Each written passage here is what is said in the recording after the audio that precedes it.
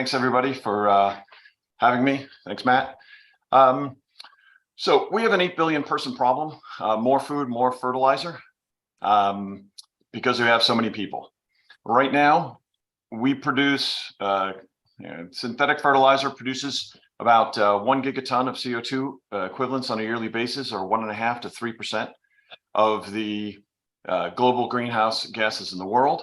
My name is John Ireland. I'm the CEO of NTP Technologies. We use non-thermal plasma technology to deliver nitrates on site and on demand. Our nitrate generator is efficient, compact, and reliable. Our initial target markets are the forward-thinking farmers, which include vertical farms, hydroponic farms, organic farmers, and farmers that kind of produce crops 24/7, 365 days a year. It's important to note that without synthetic fertilizer, over half the population would starve. Nitrogen fertilizers account for 60% of the $200 billion worldwide fertilizer market. Enough of the chemistry. Synthetic fertilizer was developed in the 1920s using the Haber-Bosch process, converting natural gas and air into ammonia, precursors to synthetic fertilizers. But there are unintended consequences. Synthetic nitrogen fertilizers pollute our air, water, and soil to the tune of 1 gigaton of CO2 equivalents per year. Due to the rising cost of natural gas and the war in the Ukraine, farmers are concerned about price volatility and availability in addition to their typical worries. There was a better way. In 1910, Birkeland and I developed a process that generated electricity.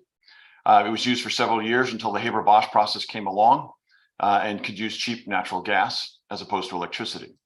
NTP believes the way forward is by bringing that technology into the 21st century. Farmers' problems are a little bit more localized. Their concerns include price volatility, poor availability, product quality. Our solution is affordable, available on-site, controllable, reliable, easy to use, and has no salts and contaminant-free. And with renewable energy, produces zero greenhouse gas emissions.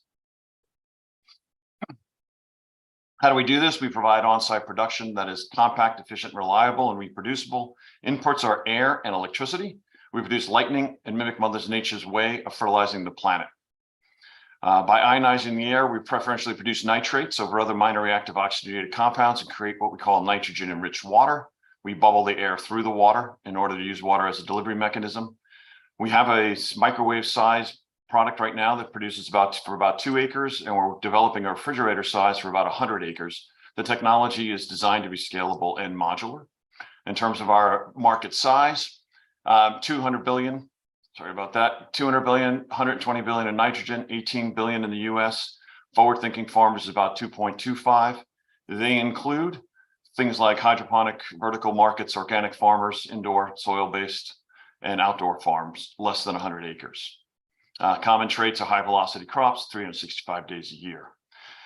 We have a plan for growth. After the forward-thinking farmers, we're looking at eco-conscious groundskeepers, golf courses, municipalities, college universities, eventually moving on to the large farms and row crops. Our intellectual property is basically simple: compressor, plasma core, and power supply in the smaller units. In terms of the next available size, we're looking to add a lot of additional technology, and we do have 4 provisional patents. In terms of the greenhouse gas effects, we produce, again, 1.1 gigaton per year of CO2, both production and application. Our next generation machines have an emissions reduction potential of about 50 metric tons of CO2 annually. We deliver organic, salt-free, on-site, consistent quality materials compared to synthetic and organic, which is available today. We do have 1 minute warning. Thank you. We do have some other competitors, including a company called Nitricity, which just raised about $20 million. Stamy Carbon does actual ammonia-based green ammonia, and Vital Fluid is out of the Netherlands. Here's a vertical farm using our machine. As you can see, the leaf color compared to our untreated crops was better and brighter, and the crops were also a little more sustainable. In terms of the economics, these are some of the economics we're looking at. The key points here are that we're producing in our next generation about 1,400 pounds a year at about $6 a pound for nitrogen, which compared to about $16 a pound for what we call bagged fertilizers. Our model is to rent machines and sell production. Somewhere in the towards the third year, we end up being cash flow positive. There's 3 of us currently co-founders, myself, Paul, and Brian. We're looking for a chief science officer, director of manufacturing. We have a couple of awards that we've won. One of the big ones is the Cleantech Open. We're actually in the top 6 in 2022 nationally. We're actually second place in the Big Launch Challenge. In terms of time is up. Last slide too. No worries. What are you raising? What are you asking for while I bring the other investors on? The last slide. So we raised about 175,000 in friends and family, as well as some awards that we won. We're looking at $650,000, which gets us the next generation machine and continue pilot testing. We get to engage our universities. We get to launch our next generation machine. We know we're going to need follow-on funding of about $3 million. Awesome. Then I'll let Manuella kick things off with questions. Thanks for presenting, John. Sure. Thank you very much, Matt. My two first questions. The first one is about the energy needs for your machinery compared to your competitors. And then the second one, you mentioned that you have 4 current patents ongoing, or provisional patents, and I'll be curious to learn a bit more about what part of the process do they protect? Sure. So in terms of the energy usage, right now the small machines use about 0.2 kilowatt hours, which is pretty small. It's not a lot of consumption. We actually, in terms of our economics, we use about 20 cents per kilowatt hour as the cost. However, as you know, you go to solar panels, which we prefer you actually use, in renewable energy, we're down to about 6 to 8 cents per kilowatt hour. The next generation machine uses about 0.8. So we go up about 4x in terms of the generate consumption. However, our next generation machine goes up about 50x in terms of production. And that has to do with a lot of efficiencies you actually build into the energy consumption. In terms of the patents, there's 3 basic areas that we have that we can focus on patents. One is the actual machine itself and developing the machine. We license our technology at this point in time. The people that we're licensing it from, with an exclusive license in agriculture for worldwide use. They're willing to actually develop a patent on the core technology today. They just never applied. But our additional patents include things like nanobubble technology, gas separation, recycle loops, oxygen concentration, how these all fit together in terms of the machine itself. Then we have the application. Every farm is a little different. Applying this technology into the field is going to require a lot of innovation, not a lot, but enough innovation that we probably can get some patents around it. And then we also have formulas. So using a salt-free nitrogen-based base for a fertilizer can be developed into patentable formulas. And then just last question to make sure that I got it right. The go-to-market strategy started with vertical farming, but you mentioned at some point as well, I think, Gulf areas or other fields. Is that can you just explain? Sure. So think of it this way: we're looking at the initial market being the vertical farms, hydroponic farms, people that grow all year round, not necessarily people that go out and plant for 3 months, because our production is all year round. We're not looking to build up and store production and then sell it like during, seasonally. We're looking at selling a machine or renting a machine on site that you're producing all the nitrogen you need on site. So the economics work a lot better, obviously, if you're using it all year round as opposed to only part time of the year. So when you start taking a look at the initial market, again, is more food related in terms of leafy greens, vertical markets. The next one's more turf related, because one of the other problems we have is that we put a lot of fertilizer on our lawns and our any green space that's out there, parks, university, colleges, etc. They put a lot of fertilizer down. A lot of that gets run off. There's a lot of waste associated with it. So we see us being sort of part of that turf business, and there's a lot of turf in the world. And investors, feel free to jump in with any questions you got. No need to raise the hands. Okay, great. I've got a question, John. Great problem solution. No, it's a big issue. We've looked at a couple folks that would be competitors to you, but not directly, like Intricity. I want to talk about competition. So everybody's going to put themselves up into the right in that quadrant, right? But what does your competition do better than you right now? And what are you going to do about it? And what are the other kinds of competition besides direct competitors with alternative processes like regenerative farming or like waste to value biomass companies that produce organic fertilizer and organic pesticide replacements? Sure. You want me to brag about my competitors? Okay. Yeah, I do. So first of all, I will say that we are 100% for regenerative farming. soil-based health, everything. We look at it sort of like the fossil fuel business and renewable fuels. There is no one solution. You have solar, you have wind, you have geothermal. Same thing with the fertilizer market. There's going to be dozens and dozens of different types of technologies that people are going to use based upon where they are, the location they are in, how they can actually apply this material, what's more economical for them, what are their local resources. And then, of course, when it comes down to the farming, you've got weather, land, local markets, all these things come into play. So we see there's a lot of different technologies that are going to be used in order to combat the use of synthetic fertilizer. A lot of the big fertilizer companies understand that, are sort of seeing it the same way the big oil companies did, are starting to move into the space a little bit. You're going to see these things happening. We want to be part of the solution, a tool in the toolbox, again, we think we're best suited for the vertical farms, mostly because we're on site, on demand. So in other words, our cost might be a little higher on a per pound basis, but I can use this as a direct input into my system, as opposed to having to buy, transport, store material, etc.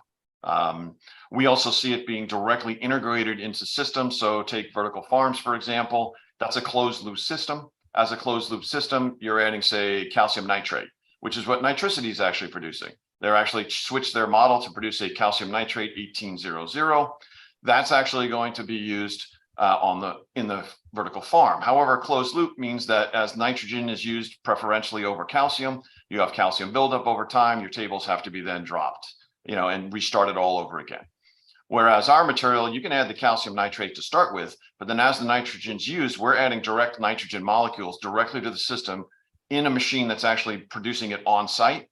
That allows them to keep up with the nitrogen usage without having calcium buildup in the system, and therefore not having to turn the tables over. Gotcha. We do have four, I'm gonna be a politician and lead in on that. So we do have 4 pilots that are actually going on right now. 2 of our pilots that are vertical farms, 2 of them are just started at on the outdoor kind of growing.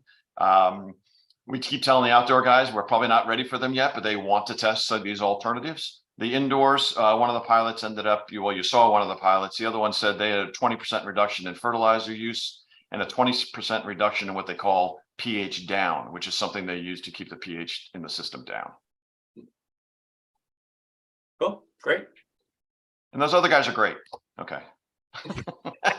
I had to brag, right? So I think, look, again, they're doing great jobs. I'm all for them. I think it's a wonderful thing to do. Here's another example. I talked to a guy, there was a guy in a paper a couple of months ago that said, I've done regenerative farming now for 5 years. I've reduced my nitrogen requirements by 25%. Well, that's great. What about the other 75%? Hey, one of the reasons I got into climate is this is not a winner all takes business. I like that about it. So yes, that is true. Talking a bit about competition again, something that I'm curious of is like the format that you offer your product in. I understand it's like nitrates, so it's not with calcium, but I still understand that for some players, having it in like ammonia or powder format can be more advantageous, so that you can spread it in different areas that do not need the same type of irrigation system that you would in a closed loop system. As just you're talking about the vertical farming. Will you at some point envision changing this format, or is it just like 2 very different markets and you're targeting something which is indeed different than those other players are?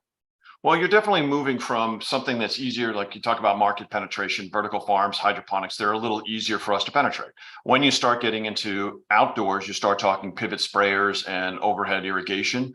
By the way, pivot sprayers and irrigation systems are designed about 100 acres at a time. So if you have 1,000 acres, you usually have 10 systems that are going on. With that being said, our next size machine kind of fits well with that. When you start getting into the larger ones that want ammonia, that want other types of fertilizers because they find them easy. Yeah, we're going to have to start taking a look at that. We talked to a company called, I'll give them a little plug, Guardian Ag. They actually have drones. They have drones that can carry 40 pounds or 40 gallons of material that they can then go spray these crops. So there are the same way like solar, all of a sudden, why is solar doing well? It doesn't have to do with the fact that solar panels are getting so much more efficient. It's that people have found ways to, instead of take 3 days to put solar panels on a house, it takes them 3 hours. Those types of technologies and innovations are going to start to happen as people start adapting this type of technologies, seeing that it works, seeing that it's going to go into a slightly different market. you'll have people innovating in that market to actually apply it differently. I will say that right now, I talked to the farmer who does big corn. He puts down something like 45 pounds of nitrogen at the beginning of the season, and 6 weeks later puts down 105 pounds of nitrogen after that on 1 acre of land. The problem is that he can't actually put it down as we want to, which is sort of like microdosing. And the reason he can't is because of labor, because of cost, because he can't actually apply that. But he also knows that he probably has 50% waste. But he's also okay with that because that's the only way to get his crop the yield that he needs off his crop. So we have to come up with alternatives for him to reduce his waste and also be economical. And that's our goals. One big challenge on that is you've got to have a drip irrigation system built in so you can, as you said, kind of microdose that. What percentage of farms would actually be able to take advantage of what you're creating, and how much effort is it going to be for them to switch? Okay, so I would say that in terms of the drip systems, it doesn't necessarily have to be. A lot of times people use drip systems because they don't want to spray fertilizer directly onto plants because it hurts the plants. However, our material, since it's just a nitrate, there are no salts, you can actually use it as a foliar spray all day long. So you don't necessarily need drip irrigation. However, I will say drip irrigation is much more beneficial because it is direct, providing the fertilizer directly to the roots as opposed to the dirt around it where it gets washed away during the rain. Okay. In terms of adaptation, we've got great designs when it comes to the indoor hydroponics, because they're currently, say, oxygenating their tables. Therefore, we can tie directly into their oxygenation systems and adapt that way. When you get to the irrigation systems, they usually have a central pump system that's bringing the water in. We can tie directly into that central pump station and actually provide the nitrates every time they water. So every time you're out there watering, some people do it 2 or 3 times a week, you'd actually be providing the nitrogen at that particular point in time. The ones that we don't really focus on are the ones that put down a whole ton of fertilizer at the beginning of the year, plant the crops, and then say, nature, take it away, and we'll go harvest in 100 days. That we don't really focus on because I don't think they're willing to adopt our technology or really much technology. I also think that they're further down the path in terms of what we can actually apply. And in terms of the market share, like you said, how big it is, like I said, forward-thinking farmers are about 25% of the small farms in the United States, which is a $2 billion fertilizer market. So that might give you an idea. I'd also like to say, just to kind of go a little bit further on that, is that ultimately, we'd love to be able to take our machines 100 acres at a time and supplant them in third world countries and provide solar panel to them and then fertilize, countries that have farmers that are farming 2 to 5 acres at a time. We'd be able to actually supply them their fertilizer. Right now, those countries are having a lot harder time than the US is in terms of getting fertilizer because we just have a tendency to pay more. Yeah, that is a challenge. Any last questions, Paul, Matt, Manuella? I'm good. I do have a question. So your main channel to market is through licensing, correct? We are currently licensing the technology, correct. And then we're adding technology around that core proprietary technology. So are you licensing that direct to the users, the customers? No, or are they reselling it? No, we are licensing it from them to actually develop the machines. The licensing companies actually builds power supplies and plasma cores, which is what we're licensing in ag. We'll be purchasing those, but designing our own systems around those 2 core components. Okay, so that brings to mind a question. Anytime you're looking at licensing from a supply chain perspective, what is your quality control model? How are you addressing that? Yeah, and that's the reason why we're at the beginning, especially we're looking at contract manufacturing to actually build these things for ourselves. They'll have quality control actually built in. So that gives us the ability to then tailor that to our needs in terms of quality control. I will say sensors are one of the things that we're going to be looking at intently, because being able to sense not only what's in the soil or in a hydroponics table to a degree of accuracy, so we know how much to apply, becomes quite important. And we've been talking to a whole bunch of different sensor companies that are out there that are developing new technologies for that. In the olden days, like yesterday, they used EC, which is electrical connectivity. That becomes a little bit of a challenge since we don't have salts. You need salt to get electrical connectivity in the system.